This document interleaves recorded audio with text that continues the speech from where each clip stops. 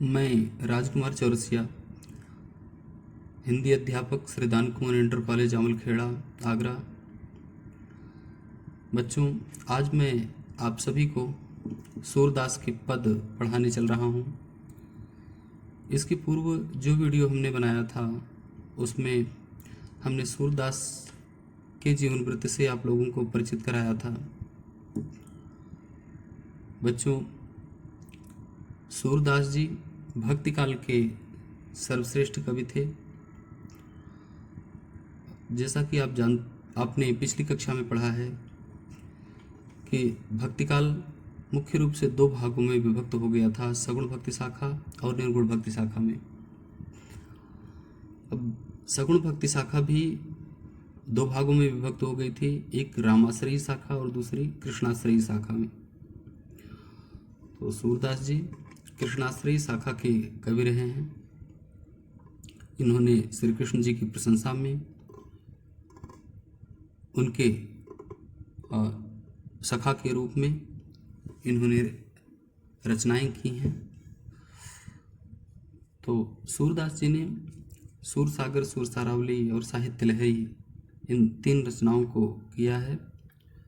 इनमें सूरसागर सर्वश्रेष्ठ रचना रही है इनकी। सूरसागर से ही यह पद अवतरित हुआ है। तो प्रथम पद जो श्री कृष्ण जी की प्रशंसा में सूरदास जी प्रस्तुत कर रहे हैं वह है चरण कमल बंदो हरि राय। राय अर्थात राजा, जिसका दूसरा अर्थ होता है स्वामी। तो सूरदास जी कहते हैं कि चरण कमल बंदो हरि राय, हे स्वामी मैं आपके कमलवत चरणों की वंदना करता हूँ। कमल के समान चरणों की नहीं, कमलवत चरणों की। यहाँ कमल और चरण में भेद को बिल्कुल समाप्त कर दिया गया है, जिसके कारण यहाँ रूपक अलंकार है। चरण कमल बंदो हरि राय, हे स्वामी मैं आपके कमलवत चरणों की वंदना करता हूँ।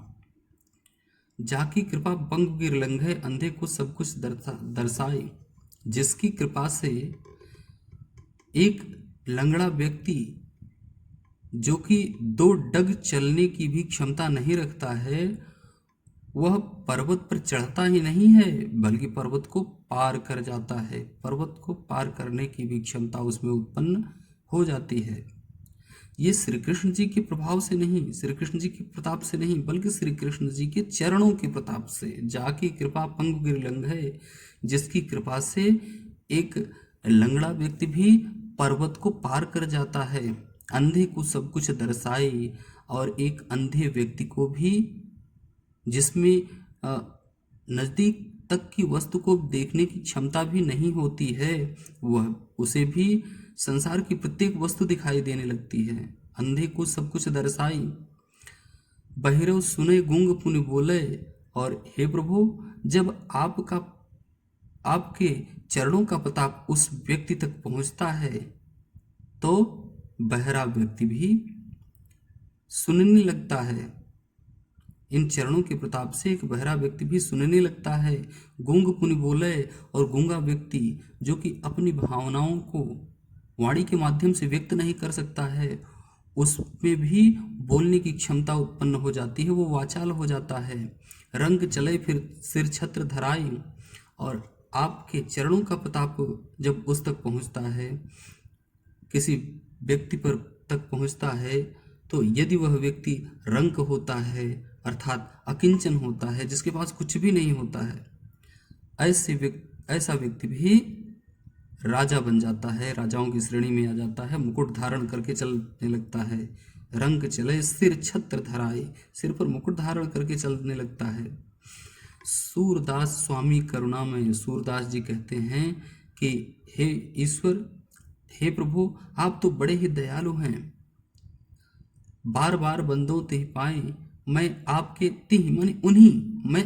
उन्हीं चरणों की वंदना बार बार करता हूँ। मैं आपके उन्हीं चरणों की बार बार वंदना करता हूँ, जिन चरणों के प्रताप से एक लंगड़ा व्यक्ति भी पर्वत को पार कर जाता है, अंधे व्यक्ति को सब कुछ दिखाई देने लगता है, बहरा व्यक्ति सुनने लगता है, गूंगा पुनः बोलने लगता है, अकिंचन व्यक्ति भी राजा बन जाता है।